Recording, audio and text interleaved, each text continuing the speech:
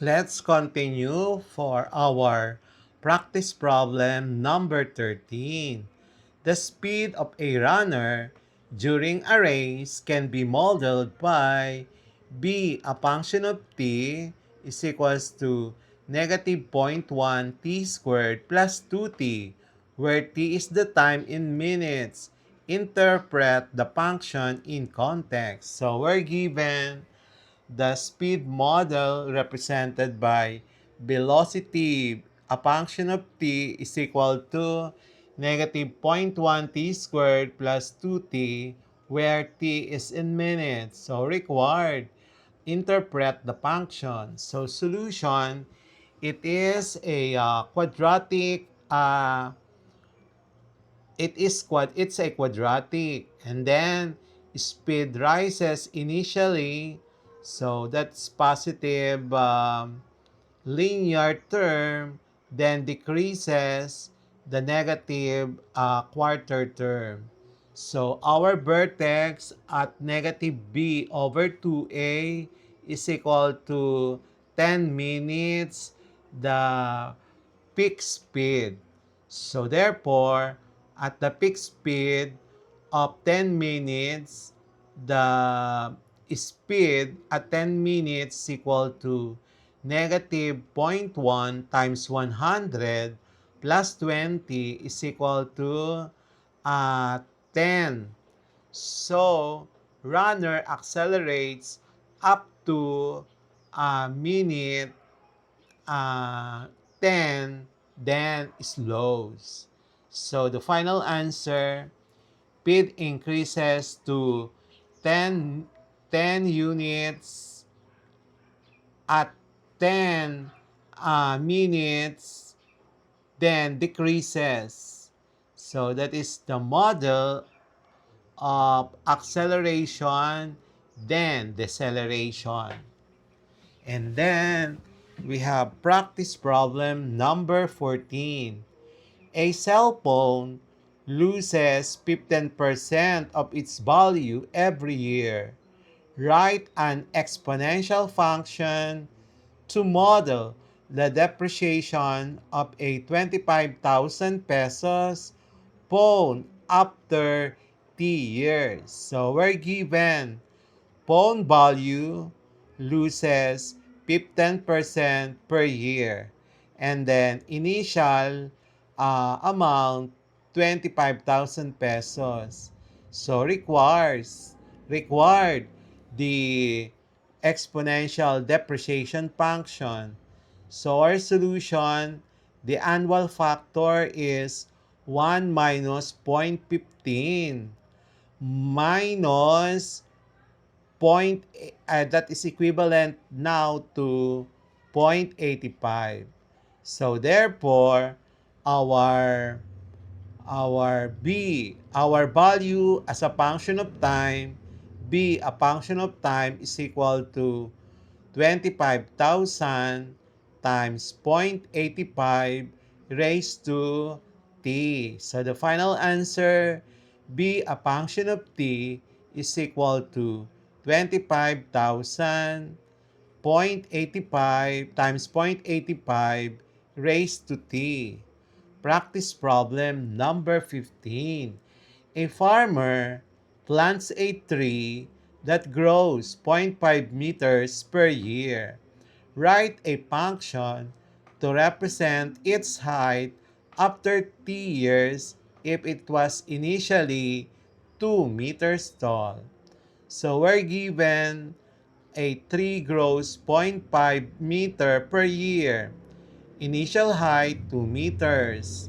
We are asked to determine the height after t years. So our solution is linear growth. So height h a function of t is equal to 2 plus zero point 0.5 times t. So our final answer will be h, a function of t, is equal to 2 plus zero point 0.5 t. Practice problem number 16. A company's profit is modeled by P a function of x is equal to negative 2x squared plus 40x minus 100, where x is the number of products produced. Determine the production level that maximizes profit. So we're given profit P, a function of x, is equal to negative 2x squared plus 40x minus 100. We are required to determine the production level x that maximizes profit. So that is a quadratic equation, and that is of course in the form of a parabola. So the maximum value of x is equal to negative b over 2a. So from the equation, our a is negative 2, our b is 40. Substitute, so we have the value of 10. And the maximum profit at that 10 will have to be p, a function of 10 is equals to negative 2 times 10 squared, which is 100, plus 40 times 10, which is 400, minus 100 has a value of 100. So the final answer, the maximum profit occurs at x is equal to 10, the number of products produced. And the maximum profit is 100 pesos. Practice problem number 17. A savings account earns interest compounded annually at 4%. Write a function to model the balance of an initial 20,000 deposit after 30 years. So we're given annual compounding 4%, initial deposit 20,000 pesos. So we are required the balance after 30 years. Our solution, our compound formula, we have a function of t is equal to 20,000 1.04 raised to t.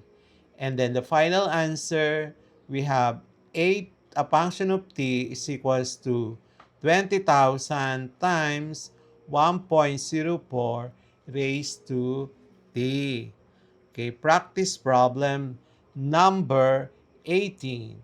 The number of views of a video increases according to v, a function of t, is equal to 100 times 1.5 raised to t, where t is the number of days since posting. Represent the growth in views after 7 days. So we're given a function of t is equals to 1,000 times 1.5 raised to t. So the days since posting. And then required views after 7 days. So solution, substitute 7 in our given function. So we have b, a function of 7, is equal to 1,000 times 1.5 raised to 7. And then our answer will be 17,083.9375. So our final answer, the views after 7 days will be equal to 17,085 and 94 views, or approximately 17,086 views. Practice problem number 19. A swimming pool is being drained at a rate of 200 liters per hour. Write a function to model the volume of the water remaining after T hours if the initial volume is 20,000 liters. So, we're given pool draining at 200 liters per hour. The initial volume is 20,000 liters. So required the volume after T hours. So our solution is a linear function and a linear decrease. So because it is draining, so volume V, a function of T, is equals to 20,000.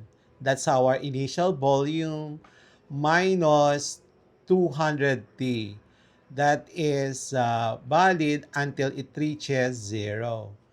So our final answer is B, a function of T, is equal to uh, 20,000 minus 200T, where T is in um, liters. And then practice problem number 20. A medicine is administered every 8 hours and the concentration in the bloodstream decreases by half every 6 hours. Write an exponential decay function to model the concentration over time.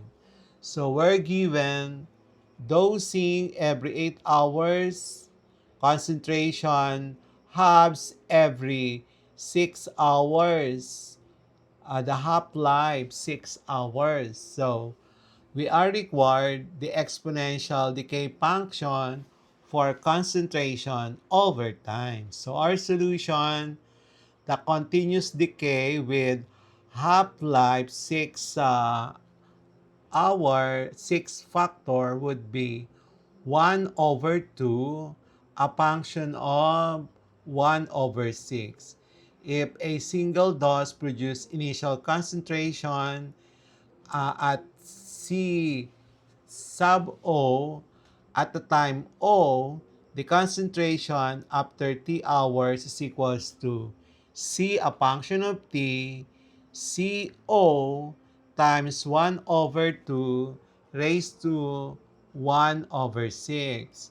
So the final answer, the single dose model, would be C, a function of T, which is equals to CO times 1 half raised to 1 over 6.